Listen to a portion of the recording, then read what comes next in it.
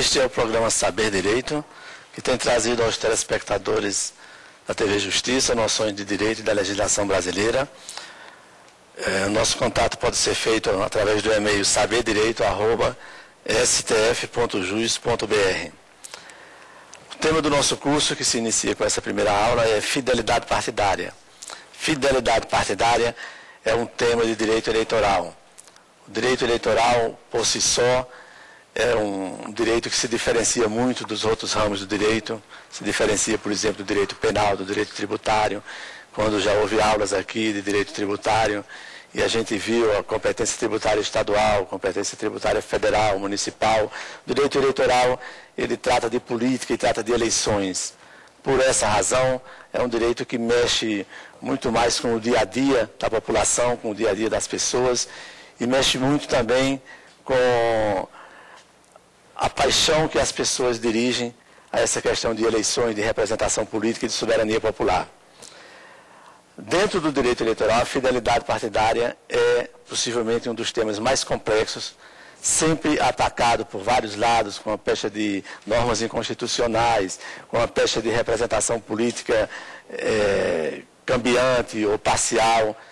E, ultimamente, do ano de 2007 para cá, depois que o Tribunal Superior Eleitoral respondeu a uma pergunta do Partido Democratas sobre se o mandato pertencia ao candidato eleito ou se pertencia ao partido pelo qual ele foi eleito, esse assunto passou a ser tema de revistas, de jornais, passou a ser tema de pronunciamentos na Câmara dos Deputados, no Senado Federal. E é realmente um assunto muito polêmico, muito complexo, por vezes contraditório. É um assunto instigante, radical, e eu estou adjetivando realmente para sublinhar que, por mais adjetivos que a gente coloque nessa questão de fidelidade partidária, ainda não fica suficientemente definidas as várias questões e os vários aspectos que cercam este assunto. Quando eu falo em algumas palestras que eu fiz, não em cursos como este, sobre fidelidade partidária, e para realçar a complexidade do tema, logo no início da minha fala, eu me lembro de um trecho de uma música de Caetano Veloso, que ele diz assim: meu amor, tudo em volta está deserto, tudo certo como 2 e 2 são 5. Então, como 2 e 2 são 5. É a complexidade, certamente, desse amor que ele tinha, mas é uma complexidade que muito se assemelha também a essa complexidade do tema da fidelidade partidária. Me lembro também, já que a gente vai falar de fidelidade partidária, de justiça eleitoral, de direito eleitoral, me lembro então do ex-governador da Guanabara, já falecido, Carlos Lacerda, que uma vez também disse uma frase assim: quem tem absoluta certeza está muito mal informado. Então é dentro dessa questão de complexidade, dessa questão polêmica, que a gente vai enfrentar esse tema da fidelidade partidária. Lembrando que neste caso específico, e como em muitos outros relacionados com o direito eleitoral, a gente tem que, pelo menos numa parte introdutória, se deter em noções de história política do Brasil e de outros países do mundo. Temos que nos deter também em noções de sociologia e temos que falar muito de ciência política também, porque a ciência política, ela vive provocando o direito para que regulamente situações que se encontram na prática. Temos que definir inicialmente o que seria fidelidade partidária. É uma definição que possivelmente não apresenta nenhuma complexidade, porque todo mundo sabe o que é fidelidade, né? Fidelidade nas relações interpessoais, todo mundo sabe o que é fidelidade. Quem é casado quer ter fidelidade do seu cônjuge. Quem tem um namorado ou uma namorada quer ter fidelidade do seu parceiro. E fidelidade partidária, então, seria fidelidade a um partido político, ou ao partido político ao qual a pessoa escolheu se inscrever para participar da vida pública. Então, trata a fidelidade partidária da lealdade a um partido político. E aqui, a partir dessa definição, já começa a acontecer a polêmica do assunto e os vários ângulos pelos quais ele pode ser interpretado. Porque podemos fazer essas perguntas: fidelidade ao partido, fidelidade de quem? Fidelidade do eleitor ao partido, fidelidade do partido ao eleitor, fidelidade do candidato que se elegeu por aquele partido a esse partido, de forma que continue exercendo o seu mandato eletivo dentro daquele partido, sem pretender mudar de partido. Então, E ainda se vê mais a questão também, e quando o partido, de repente, é infiel com o seu candidato ou com o eleitor que nele votou. E isso é uma situação que na prática política acontece com muita frequência, quando as pessoas se decepcionam com programas partidários ou até com promessas de candidatos que logo, um mês ou 2 meses depois da posse, não são cumpridas aquelas promessas. Então, fidelidade partidária é, em suma, a lealdade à ideologia do partido. Porque quando alguém se filia a um partido político, tem, evidentemente, o objetivo de participar da vida política com uma atuação, com uma ação maior. Porque todos nós participamos da vida política quando a gente, como eleitor, de 2 em 2 anos, comparece e vota nas urnas. Então, isso é uma participação. Mas quando vocês 5 aqui querem participar de uma forma mais efetiva, querem até mesmo amanhã ou depois se candidatar a um cargo público eletivo, né? Então, vocês teriam que ingressar num partido político, ou, de repente, vocês 5 juntar mais 5 e fundar um partido político novo, né? Que não é uma coisa fácil, tem que primeiro ir a um cartório de registro civil, registrar aquele partido, depois tem que conseguir um número grande de assinaturas de eleitores para poder ir ao Tribunal Superior Eleitoral e fazer o registro desse partido. Então, o mais fácil, digamos assim, para quem pretende participar da vida pública dentro de um partido, realmente é aderir a um partido com o qual ele se identifique. E são muitos os partidos que existem no Brasil, não é difícil encontrar um partido que se identifique com os seus propósitos, né? Falando dessa quantidade de partidos no Brasil, a gente já pode começar com uma primeira constatação, porque eu vou começar essa aula primeira desse curso falando de partidos políticos. É importante que a gente compreenda o que é partido político, se fique bem definido quais são os propósitos dos partidos políticos, qual é o papel dos partidos políticos dentro de uma democracia, ou até mesmo fora de uma democracia, para que possamos compreender o que é fidelidade partidária. Então, até perguntaria a vocês, alguém aqui sabe, e o telespectador pode também em casa pensar nisso e ver quantos partidos políticos existem no Brasil. Vamos lá, Sandra. Quantos partidos políticos existem no Brasil? 5, 10, 15, 20? Quem é que pode me dizer? Não temos ideia. Mas então, e quantos partidos políticos vocês poderiam se lembrar? O telespectador também pode se lembrar e anotando. Isso aí é mais fácil. Digam um partido político. PMDB, né? PT, PSDB. Tem uns partidos que têm mais cara, né? Então é fácil da gente se lembrar. Registrados no Tribunal Superior Eleitoral existem 27 partidos políticos. Então é uma quantidade grande, porque dentro desse registro encontram-se aqueles partidos que a imprensa chamou muitas vezes de partidos nanicos.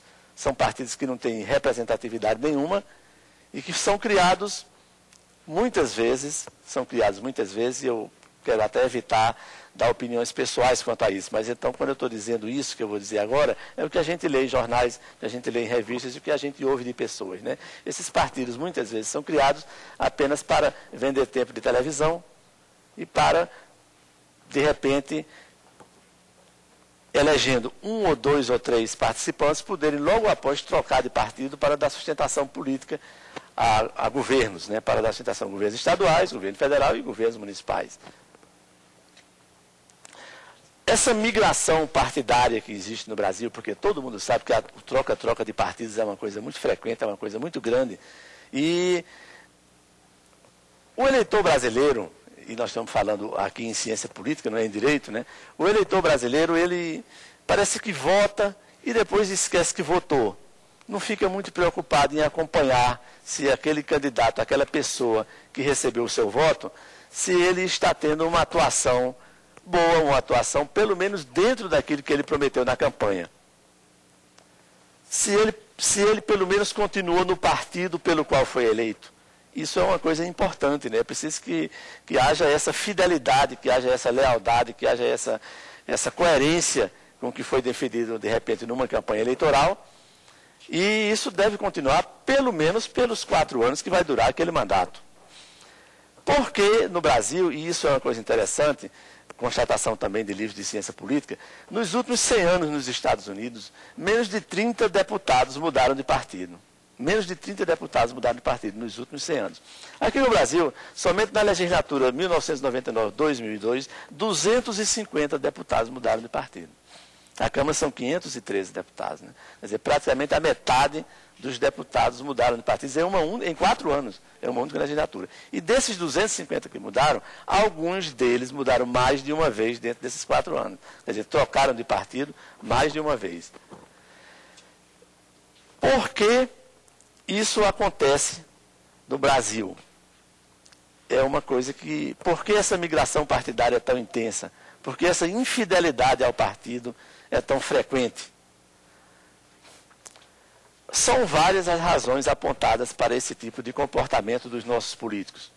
Uma das razões, sem nenhuma sombra de dúvida, é porque o candidato recém-eleito, ele pode se sentir frágil dentro do Congresso, dentro da Câmara, ou até mesmo no âmbito municipal, ele pode se sentir frágil dentro da Câmara de Vereadores, e ele quer aderir a quem detém o poder político no país, como a gente sabe, está nas mãos do Poder Executivo. É quem tem mais verba, é quem tem mais emprego para dar. Então, quem está mudando de partido, muitas vezes, ele está querendo ficar à sombra do governo. Não é um comportamento eticamente e politicamente correto, porque é um interesse meramente pessoal. Ele está querendo se beneficiar, está querendo, muitas vezes, ter à sua disposição, e todos nós sabemos isso, a gente lê revista, lê jornal, ele está querendo, muitas vezes, ter à sua disposição vários empregos para dar às pessoas da sua confiança, ou para dar, muitas vezes, até às pessoas da sua família. Tem um exemplo, que também a gente lê nos livros, de um deputado da UDN, no tempo da UDN, a gente mais tarde vai ver essa questão da evolução dos partidos no Brasil, os vários períodos, desde o Império, Primeira República, a gente vai ver tudo isso depois. Mas houve um deputado da UDN de Minas Gerais, deputado Fabrício Soares, não sei se aqui tem alguém que é de Minas, telespectador também deve conhecer esse deputado, ou deve ter conhecido, isso foi há bastante tempo. E houve uma escolha, o seu partido escolheu um determinado candidato a prefeito para a Prefeitura de Belo Horizonte. Ele não concordou. Naquela época, ele emitiu uma nota para a imprensa, ele era deputado, ele leu na Câmara, dizendo que não concordava, e por não concordar, mas como o partido majoritariamente tinha escolhido aquele nome, ele renunciou ao mandato e devolveu o mandato ao partido. Quer dizer, naquela época, isso hoje ninguém faz mais, naquela época ele teve essa atitude, uma atitude coerente, né? Ele disse, eu não estou mais concordando com as normas do partido, eu não posso ficar com o meu mandato que eu consegui filiado àquele partido. E a fidelidade partidária, ela não é tão difícil assim. A gente esse troca-troca se dá mais, digamos assim, na Câmara dos Deputados, se dá mais no baixo clero. Essa expressão baixo clero, não sei se vocês conhecem, se o telespectador conhece, são aqueles deputados que aparecem pouco, né? Eles estão ali, compõem, são eleitos, vão para aquela sessãozinha, não falam no grande expediente, não apresentam projetos de lei, mas o voto deles para aprovar as coisas é muito importante. É muito importante. Então, esses deputados do baixo clero são os que mais mudam de partido, evidentemente em troca de favores. Não pode ser outro motivo, porque não é porque ele está aderindo ao ideário partidário novo ou anterior que já existia, não é dessa forma. Mas a fidelidade ela não é tão difícil assim. A gente pode mencionar aqui 2 exemplos de âmbito nacional, né? Por exemplo, o presidente Lula está no PT desde a sua fundação, quer dizer, há mais de 20 anos, nunca trocou de partido. E o atual presidente do Senado, o senador Garibaldi Filho, que é lá da minha terra, do Rio Grande do Norte, ele está no PMDB há mais de 40 anos, desde que o PMDB se chamava MDB. Ele nunca mudou de partido. Então, não é assim tão difícil as pessoas continuarem com as suas filiações partidárias, desde que haja coerência no desempenho de sua função e coerência com o mandato que o povo confiou a ele, dentro daquele partido.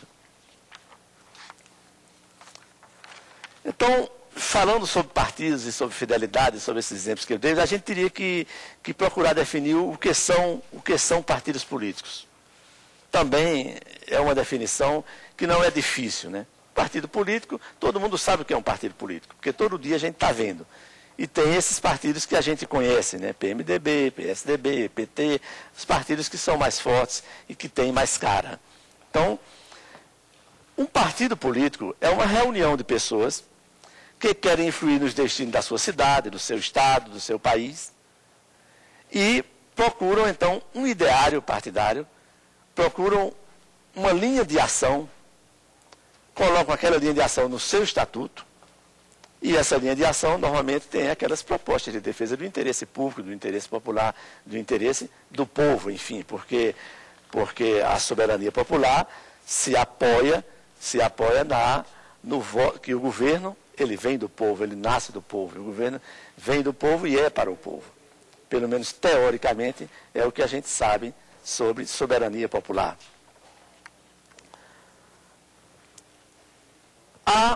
Quanto aos partidos políticos, não sei se há um desconhecimento do que é partido político, ou se a população não acha importante partido político. Pode ser isso também. Há, nas pesquisas feitas pela ciência política, uma desconfiança da população em relação aos partidos políticos. Há uma desconfiança da população. Tem um instituto chileno, Latino Pesquisa, qualquer coisa assim, e ele faz pesquisas na América Latina. Há mais de 20 anos são feitas essas pesquisas por esse instituto chileno. E uma pesquisa de 2006 tinha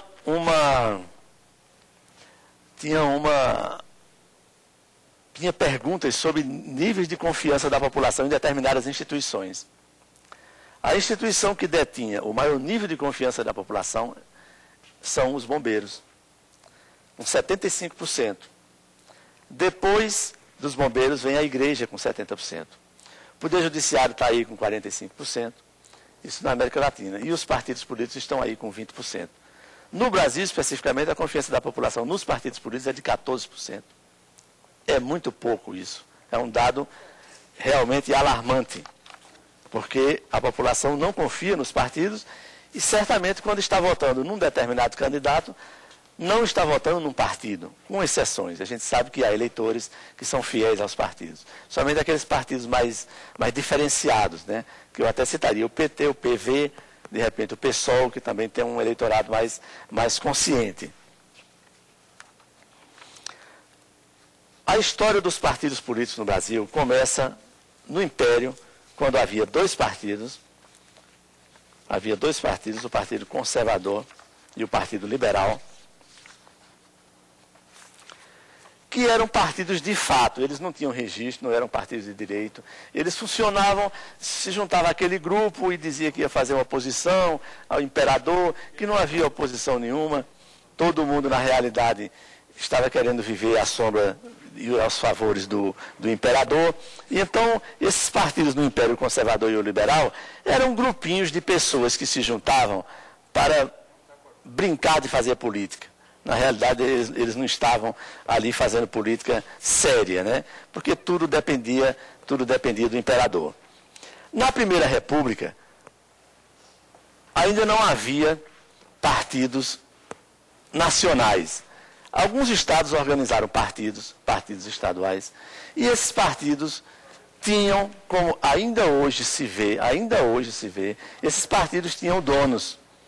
Hoje você ainda encontra em algumas cidades, em alguns estados, e até mesmo a nível nacional, partidos que têm um dono. Isso chama-se caciquismo, é um cacique, ele manda naquele partido. Então, pode ser essa também uma das formas que levam a população a desconfiar dos partidos políticos. Meu nome é Plínio Minuzzi, a questão é a seguinte. No decorrer dessa aula, o senhor deu vários exemplos, até mesmo que nos Estados Unidos a confiabilidade partidária é maior até mesmo pela fidelidade de seus representantes, certo? É muito fácil verificar que no sistema eleitoral norte-americano existe uma dicotomia entre basicamente dois partidos, apesar de existir a possibilidade de representantes individuais, fora partidos, e também outros partidos menores com propostas diferenciadas. A impressão que eu tenho é que no sistema brasileiro, principalmente, essa pluralidade de partidos enfraquece realmente essa noção da sociedade em relação a essa confiabilidade e até mesmo também esse caciquismo que o senhor estava acabando de explicar, a impressão que também fica é que a sociedade brasileira vincula muito o partido ao político e não o político ao partido, no caso, o representante ao partido. Como que é feita dentro desses estudos, como foi feito na América Latina, essa visão? Como que o senhor vê isso dentro do Brasil? Se tem realmente uma evolução para que se crie um dicotomismo de divisão partidária, ou se realmente a tendência é realmente cada vez mais se espalhar esse pluralismo político dentro do país? Olha, o pluripartidarismo, ele é o regime partidário ideal, né? Não é bom que existam só 2 partidos.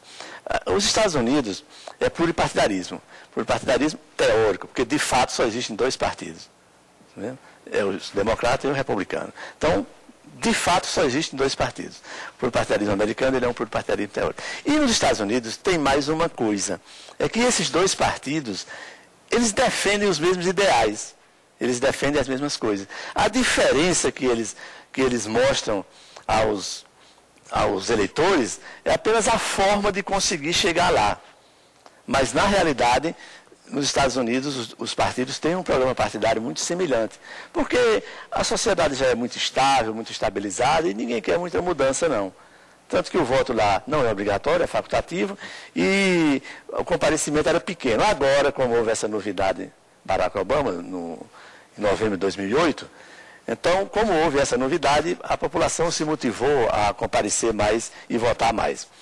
A questão dos Estados Unidos. Aqui no Brasil, o número de partidos é muito grande em função de que existem esses partidos sem qualquer expressão eleitoral e sem qualquer expressão de ideário partidário. Eles repetem programas e propostas de outros partidos. Agora, o pluripartidarismo inclusive, está na Constituição Federal, né, o pluripartidarismo. A Constituição diz que o regime é de pluripartidarismo e é interessante que haja assim, vários partidos porque dão oportunidade aos eleitores de comparar um âmbito maior de propostas partidárias, de ideário partidário e de caminhos a serem seguidos. Então, o pluripartidarismo, ele é interessante. Agora, tem essa questão dos partidos nanicos, das legendas de aluguel, e isso precisa ser, nós vamos falar, acho que na segunda ou na terceira aula, da cláusula de barreira, que foi uma questão tormentosa e momentosa, foi julgada pelo Supremo Tribunal Federal, depois o Congresso legislou a respeito, e essa cláusula de barreira era exatamente para evitar que partidos sem expressão continuassem vivendo na vida política sem qualquer significado, apenas com interesses, muitas vezes, inconfessáveis. Eu estava falando sobre partidos no Brasil, então teve essa primeira república, onde esses partidos estaduais, o caciquismo, na primeira república a gente sabe que as eleições não eram livres, né? Havia a famosa eleição a bico de pena, havia o mapismo, os mapas que eram apurados manualmente e eles eram facilmente falsificados em função de interesses, né?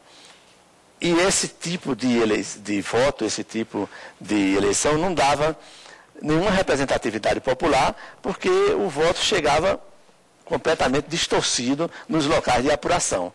Normalmente venciam aquelas pessoas que já dominavam o poder local, ou estadual, ou federal.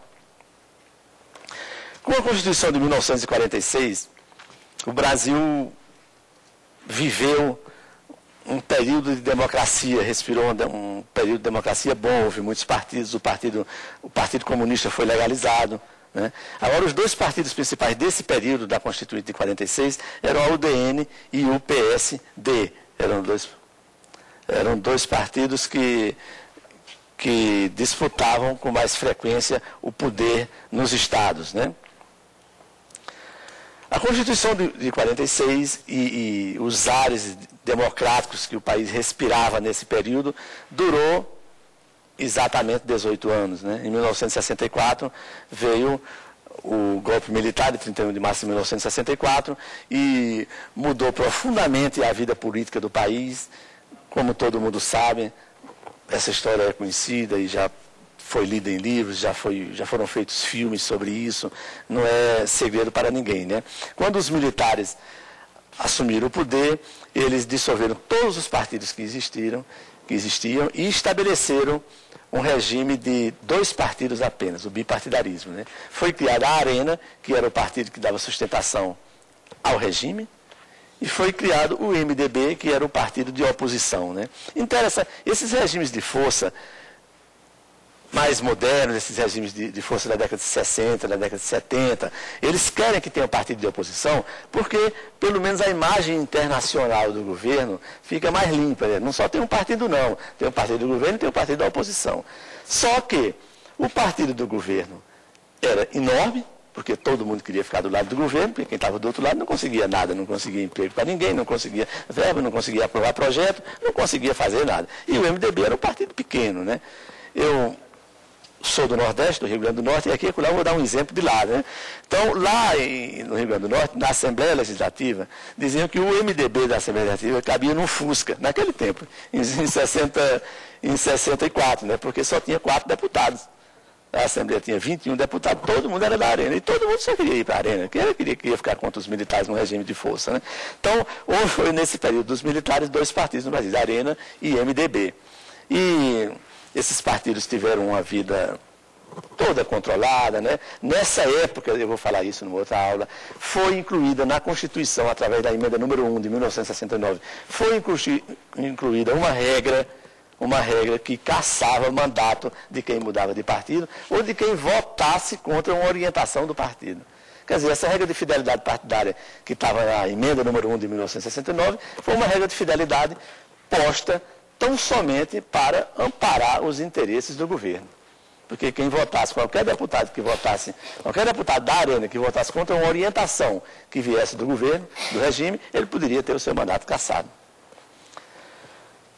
Houve toda aquela abertura política, né, aquele avanço que foi promovido a partir do governo Gás e depois do governo Figueiredo, e houve a abertura, os exilados voltaram para o Brasil, foi um momento muito bonito, e começou-se então a falar em eleição direta, e começou-se também a falar em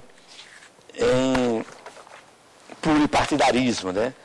Começou-se também a falar em constituinte. A campanha pela Constituinte foi uma campanha muito importante, foi uma campanha muito bonita. E com a Constituinte de 1988 foi, então, implantado o regime da própria Constituição do pluripartidarismo. Internacionalmente, houve regimes, principalmente aqueles regimes antes da Segunda Guerra, Hitler, Mussolini, e eram regimes de partido único, né?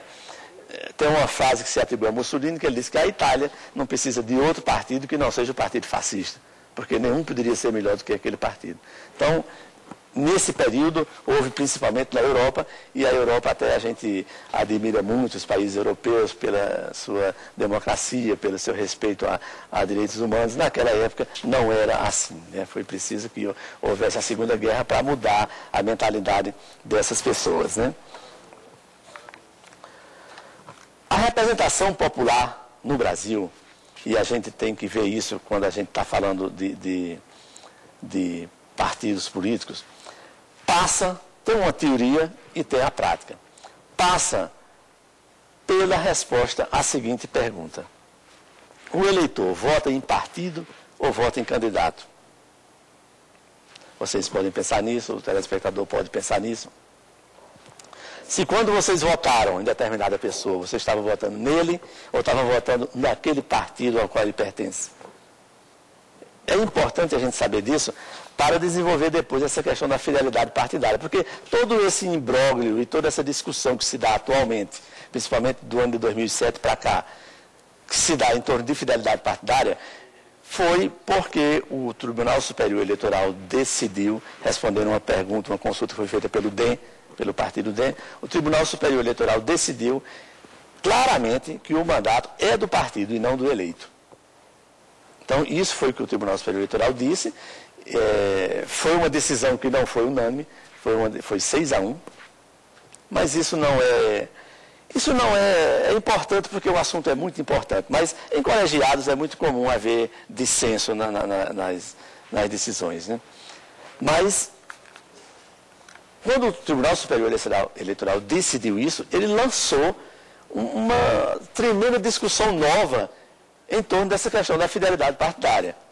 A pergunta que foi feita ainda há pouco ao telespectador e aos alunos era se ele votava em partido ou em candidato. Eu acredito que a maioria das pessoas vota em candidato, inclusive porque nós temos no Brasil aquele fenômeno do apresentador de televisão, né? Aquela pessoa que se candidata e é o mais votado para vereador, para deputado, porque ele é uma pessoa que estava sempre no dia a dia. Os prefeitos das cidades são apresentadores de televisão, muitas vezes, né? Tem um cantor que foi eleito deputado federal, Frank Aguiar, não sei se vocês conhecem. Então, há todo esse fenômeno. É possível, então, que se diga, não, eu não votei em partido, não. Eu votei naquele candidato. Não me interessaria de qual partido ele fosse. É possível que haja isso. Então, não foi o sistema, a organização do sistema partidário e eleitoral não foi combinada com o eleitor. Quando você vota em alguém, numa eleição proporcional para deputado, por exemplo, para vereador, você não está votando naquela pessoa, está votando no partido dele. Agora, não sabe que está votando no partido dele, mas é assim. Pelo seguinte, porque na hora de apurar os votos, aqueles votos vão ser contados para o partido, na hora de apurar o quociente eleitoral e ver as vagas, vão ser as vagas que o partido vai ter, e é muito comum, e acontece com frequência, que, por exemplo, um candidato a deputado federal que teve 100 mil votos não se eleja, e um que teve 30 mil se eleja. Porque os votos foram dados ao partido e não ao candidato. Magalhães Pinto, quando era candidato aqui em Minas Gerais, deputado federal, ele levava com ele 5 ou 6 deputados. Levava rebão, porque a votação dele era tanta que ele trazia. E todos vocês se lembram aqui de um candidato, Enéas Carneiro. Ele participou de uma eleição para deputado federal e elegeu com ele, no partido dele, um candidato que teve apenas 260 votos. Um candidato com 260 votos foi eleito deputado federal. E tantos outros que tiveram 30 mil, 40 mil não foram eleitos. Porque os votos são dados na contagem no sistema, são dados ao partido e não ao candidato. É uma coisa que precisa ser melhor até explicada ao eleitor, porque ninguém combinou com ele isso. Ele está pensando que está votando no candidato, na realidade está votando no partido. E esse exemplo de Enéas é massacrante, né? Ele teve mais de 1 milhão de votos, então o partido pegou e na hora de distribuir as vagas pelo partido, trouxe aqueles candidatos. E teve candidato com 260 votos que foi eleito. E esse candidato, a gente vai estudar isso depois, 2 meses depois tomou posse, mudou de partido. A questão do troca de partidos, né? É uma questão muito séria. Isso acontece, por exemplo, nas eleições de 2006, no Ceará, o deputado Ciro Gomes foi eleito com mais de 600 mil votos e trouxe com ele aí 5 ou 6 candidatos que não tinham voto. Embora uma dessas pesquisas feitas pelo Instituto Chileno apontou no Brasil que 27% dos entrevistados diziam ter um partido e votar sempre nele. Eu até acredito que 27% sim aconteça isso, porque a gente conhece que há pessoas muito fiéis ao seu partido, até mesmo muito radicais, quando defendem as cores e os interesses de um determinado partido, né? Essas pesquisas, ainda que essa primeira aula é muito ciência política, ela detectou também. Eu falei aqui que os bombeiros tinham 75% de confiança da população, que a igreja tinha 70%, as Forças Armadas têm 45%, o Poder Judiciário 40%, e perguntaram qual era o nível de confiança que eles dirigiam aos políticos. Na América Latina, os políticos apareceram com 20% de nível de confiança. É um nível muito baixo. Essa mesma pesquisa, ela perguntou é uma pesquisa feita na população, né? É uma coisa que eu vou dizer porque interessa muito ao comportamento do povo brasileiro, do eleitor brasileiro. Essa pesquisa perguntou se o entrevistado confiava nos outros, se confiava no seu vizinho, no seu colega de turma, no seu colega de faculdade, né? Essa pergunta foi feita. O nível de confiança, a resposta, você confia nos outros, na América Latina foi em torno de 22%. No Brasil, foi 8%. É uma coisa impressionante como o brasileiro não confia nos outros, né? Não confia no seu vizinho, não confia em quem está ao seu lado, não confia, porque o nível de confiança foi apenas de 8%. Dentro dessa análise da representação partidária que nós estamos fazendo, ainda cabe uma outra questão que até reforça o fato de o voto ser do partido e não do candidato. É o seguinte, o candidato a deputado, por exemplo, ele aparece no comício, ou aparece na televisão, ou aparece na casa do seu eleitor, do eleitor que ele quer conquistar, ele diz, olha, eu vou ser o seu representante na Câmara dos Deputados, eu vou defender os seus interesses, eu vou apresentar projetos, eu vou fazer isso, aquilo outro, que ele quer ser eleito. Bom, isso tudo, ele pode até estar pensando em fazer isso, mas ele não vai ter nenhuma condição de fazer isso. É outro fato interessante da gente notar, né, em como funciona o sistema de representação política no Brasil. Já que a gente está aqui em Brasília, que é o centro do poder dessas decisões. Então, ele não tem, pode até ter interesse, mas ele não tem nenhuma condição de fazer isso, porque um deputado, ele não tem poder nenhum no Congresso, ele não tem poder de agenda. As únicas pessoas que têm poder no Congresso são os líderes dos partidos, esses têm poder, por exemplo, o PMDB tem 210 deputados na Câmara. Então, o líder do PMDB, ele tem poder, sim, ele pode apresentar um projeto, ele pode destinar uma verba, ele tem poder de mexer nas coisas. Ele tem esse poder. Os líderes dos grandes partidos têm esse poder. O Poder Executivo tem esse poder. E isso aí é uma das provocações e uma das motivações do troca-troca de partidos, porque o Poder Executivo quer se fortalecer com muitos deputados de um partido que esteja apoiando ele. Inclusive, nessa última legislatura, muitos deputados que se elegeram por partidos pequenos passaram para o PMDB. Porque o PMDB fez uma coalizão com o PT e passou a apoiar o governo Lula, como apoia até hoje, ainda apoia. Então, esse deputado que eu estou falando, ele não tem, o que a gente sabe, ele não tem nenhum poder de agenda. Ele não consegue botar um projeto dele para ser votado. Ele só consegue se for o líder do partido e o líder do partido consentir que aquilo seja feito. Então, o líder do partido, se estiver apoiando o governo, vai perguntar, esse projeto é de interesse do governo? Não é de interesse do governo? Então, isso é uma coisa também ruim no sistema de representação popular e que mostra também na prática o fortalecimento dos partidos políticos, porque o deputado anônimo, ele não tem qualquer interferência nas decisões. E os projetos que apresenta, eles não são nem considerados. Ele é realmente um deputado anônimo. Vocês já devem ter ido, o telespectador já deve ter ido ali na Câmara dos Deputados, e o deputado anônimo, ele tem um gabinete pequenininho. O deputado antigo, o deputado Michel Temer, esses não, eles têm uns gabinetes maiores, eles têm maior representação, eles têm mais poder de agenda, mais poder de movimentação e mais poder de fazerem as coisas acontecerem.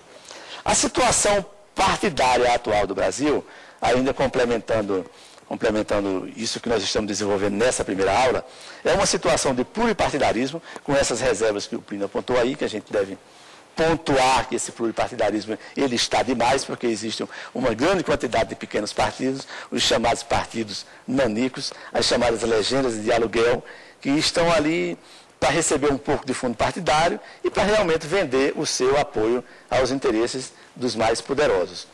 Essa situação de pequenos partidos, isso precisa ser resolvido no Brasil, isso não é bom para a democracia. Rememorando o intenso troca-troca de partidos, nós podemos dizer, ainda de acordo com as pesquisas feitas nesse livro de ciência política, que de 1985 até 2006, período de 20 anos, 21 anos, 1.045 deputados mudaram de legenda. É muito, é uma quantia enorme. Na legislatura 90 a 94, 260 deputados mudaram de legenda. Dos eleitos em 2006, antes mesmo de tomar posse, 36 deputados já tinham mudado de legenda, já eram deputados trânsfugas, já tinham abandonado as hostes pelas quais eles tinham conseguido chegar até o Congresso, chegar até a Câmara, onde eles estavam, então, desenvolvendo aquela representação que o povo lhe concedeu. Tem uma observação que eu trago aqui de um antropólogo, Roberto da Mata, que ele escreveu um livro, Tocquevillianas, e ele diz o seguinte: no Brasil, os políticos trocam de partido e parceiros com generosidade. No setor dos elos amorosos, isto seria adultério, mas no âmbito político, vencer significa trair e enganar. É uma constatação, na política, traições são normais, ele escreveu isso, quer dizer, é uma constatação infeliz e ruim para o nosso sistema, né? Quando uma pessoa escreve um livro, um sociólogo, um cientista político, e constata em cima de pesquisas, em cima de toda uma observação da vida política do país, ele vem a constatar que na política as situações são normais e que vencer significa trair e enganar. Meu nome é Orlando. Encerrando, pelo jeito, a aula, eu gostaria que o senhor fizesse um comentário, porque as câmaras municipais, estaduais e federal e o Senado são ambientes preponderantemente políticos. Então eu vejo algumas, não todas as mudanças, algumas são por estratégia política e não por infidelidade.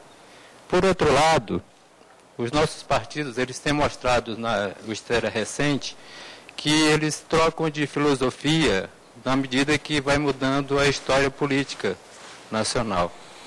E tem alguns políticos que têm a filosofia própria, então eles trocam de partido para manter-se fiel à sua individualidade. Eu queria que o senhor comentasse isso, até porque nossa história recente de democracia ela ainda está na adolescência.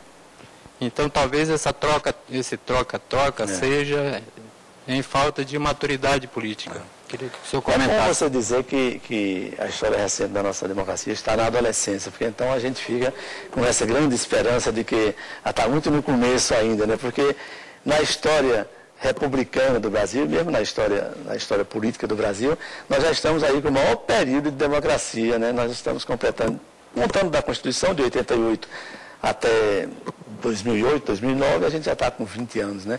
E o outro período democrático que a população brasileira respirou foi exatamente de 46 a 64, que demorou 18 anos, né? O comentário que eu já estou fazendo sobre essa sua observação da adolescência da democracia, eu até gostaria que fosse ainda da infância, porque a gente tinha uma esperança que demorasse pelo menos mais uns 100 anos, mas eu acho que a perspectiva é boa, né? A população está muito desperta para tudo e muito consciente, né? Quanto à questão dos partidos, a gente tem que ver que nessa quantidade grande de partidos, de 27 partidos, a maioria deles tem o mesmo programa. Parece que é uma cópia, só colocando sinônimos. Então, não há muita diferença, até mesmo nos partidos grandes. Se pegar o programa partidário, o ideário partidário do PMDB, do PSDB, é praticamente a mesma coisa, não muda quase nada. Talvez os partidos que tenham mais definição e, por isso, mais identificação com o eleitorado, eu acredito que um dos partidos é o PT, porque o PT a gente conhece que tem pelo menos teve durante um grande período de sua vida uma militância muito aguerrida, muito acirrada, né? Depois que o PT chegou no poder, parece que o poder tem essa força de corromper as coisas, né? É engraçado, a gente viu muitos escândalos dentro do próprio PT. Então, mas o PT, eu acho que ele tem uma ideologia mais diferenciada do grosso dos outros partidos, né? O PV também tem uma ideologia diferenciada. Embora, na prática, aqueles filiados nem sempre se pautem o seu comportamento por aquela ideologia. Isso é uma coisa que a gente vê, de uma certa forma, comum na vida, né? E um partido que também sempre se apresentou com um ideário, com um programa partidário bem definido, são os partidos comunistas, né? Esses partidos comunistas, eles têm uma programação diferenciada, né? Sempre tiveram, a partir dos primeiros partidos foram criados a partir da Revolução Comunista da Rússia, eles tiveram essa definição. Então, a maioria dos partidos, eles não têm muita diferença na programação partidária. E então, quanto a isso, não interessaria muito ao político estar num ou no outro. Por isso que esses troca-trocas de partido, eles atendem muito mais ao interesse de quem está na chefia do Poder Executivo, municipal, estadual ou federal, do que propriamente a um interesse de programação partidária ou de coerência partidária. Porque até como eu perguntei no início da aula, quando eu estava fixando os pontos da fidelidade, a gente tem que ver aquela pergunta que eu fiz. Fidelidade a quem ou ao quê? O partido, ele é fiel ao eleitor? Muitas vezes não é. Ele defende na eleição a bandeira e quando chega lá, faz outra coisa, né? Houve Por exemplo, houve agora, recente, no país, acho que em 2006, foi em 2005, houve fusão de partidos. Havia o PL, havia o PRONA, que era o partido do Enéas, né? E eles se fundiram no PR, no Partido da República. Então, as pessoas que estavam filiadas ao PL, por exemplo, ele pode dizer, eu fui traído pelo meu partido, eu queria estar no PL, eu não queria nunca que o PL se fundisse, fizesse uma fusão com outros partidos. Então, teria havido aí uma traição do partido ao eleitor, né?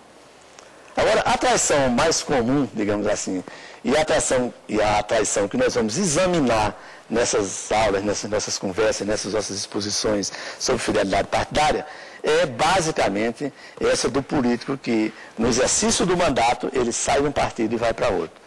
Isso é o que nós vamos examinar mais detalhadamente aqui, porque foi essa a questão que foi estudada e definida pelo Tribunal Superior Eleitoral. Eu vou até distribuir com vocês um livro que eu escrevi sobre esse assunto, Fidelidade Partidária, e que trata a fidelidade partidária à luz da resolução TSE 22.610. Porque a discussão teórica e sobre se é legítimo, sobre se é constitucional, inconstitucional, sobre se o TSE tem poderes para editar essa resolução, e nós vamos falar sobre isso, sobre se o Supremo Tribunal Federal tem poderes para decidir sobre isso de uma forma tão definitiva. Tudo isso são questões de uma complexidade realmente muito grande, muito grande. Você vê que essa questão é vexata quaestio dentro do Supremo Tribunal Federal. Em novembro de 2008, o Supremo Tribunal Federal julgou ações diretas de inconstitucionalidade promovidas pela Procuradoria-Geral da República, uma das ações, a outra ação promovida pelo PSC, Partido Social Cristão, e nesse julgamento dos 11 ministros, 9 ministros disseram que essa resolução do TSE, que foi editada pelo TSE, era constitucional, e 2 entenderam que não. Então, veja como é complexa essa questão. É uma questão cercada de contradições, de opiniões divergentes, de soluções contrárias, digamos assim, de propostas diferenciadas.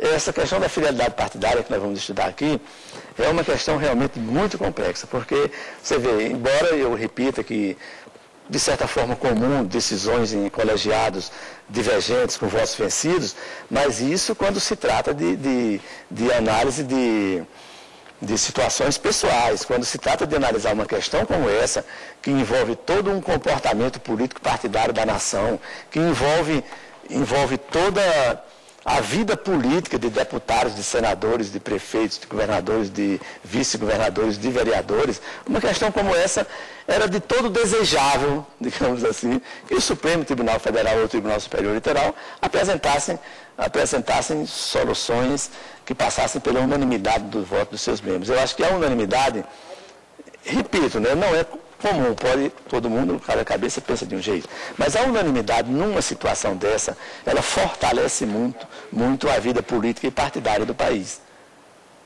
Então, a questão é complexa, ela apresenta aspectos diferenciados e divergentes dentro do próprio Supremo Tribunal Federal. Veja como não é fácil lidar com a fidelidade partidária. Talvez até mais difícil do que lidar com a fidelidade nas relações interpessoais. Embora nas relações interpessoais as consequências são muito mais fortes para as pessoas. Mais alguma questão? Eu ia perguntar, professor, se a nova lei sobre a fidelidade partidária, a gente está votando no partido e não no candidato, seria melhor para o processo eleitoral brasileiro? Kelsen escreveu certa vez que não havia democracia sem partidos políticos. Então, realmente o partido político parece ser a melhor solução, o melhor trânsito entre a vontade do eleitor e a formulação das propostas que interessam ao povo. O partido político, ele representa, dentro das democracias, um papel muito relevante. Muito relevante. É o que todo doutrinador diz, é o que esses votos, e foram votos magníficos lá no TSE e no STF, é o que todos os ministros dizem, todos os que votaram dessa forma, né?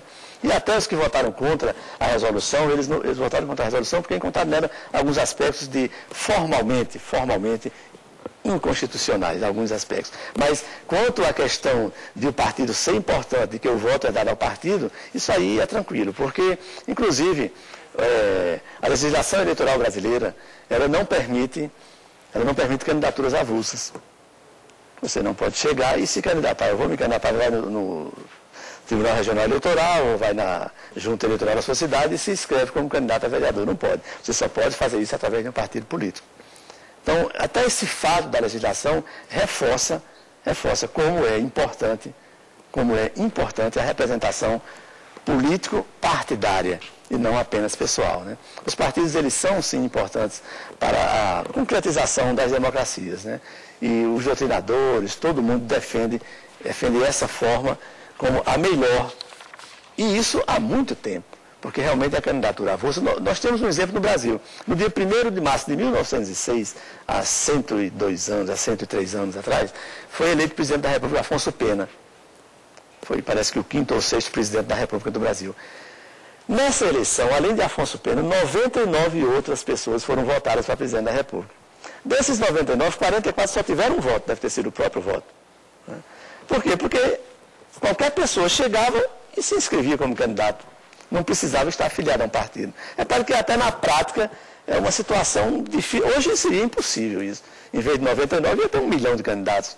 Com a população do Brasil como está hoje, ia ser realmente um grande estouro de candidatos. Mas não é só por essas questões práticas, não, né? A representação através de partidos é porque são os partidos que dão sustentação aos regimes democráticos.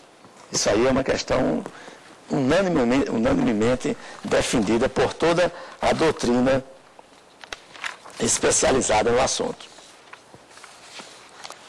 Nós tivemos então aqui nessa primeira aula uma abordagem sobre o que são partidos políticos e como se dá na prática a representação da vontade popular do Brasil, como funciona na Câmara dos Deputados, como funciona nas prefeituras. Vimos algumas motivações da troca-troca de partidos, né? E teremos na segunda aula, que tem como tema o dilema da jurisdição constitucional do Brasil, nós vamos entrar mais diretamente nesses poderes que podem ter o Tribunal Superior Eleitoral e o Supremo Tribunal Federal de editar normas que os críticos dizem leis, e aí não poderiam ser leis, porque leis só quem pode editar é o legislativo, né? Mas de editar normas sobre fidelidade partidária, por exemplo, sobre outros assuntos que nós vamos ver, sobre o número de vereadores. A segunda aula terá esse direcionamento. E ficamos por aqui.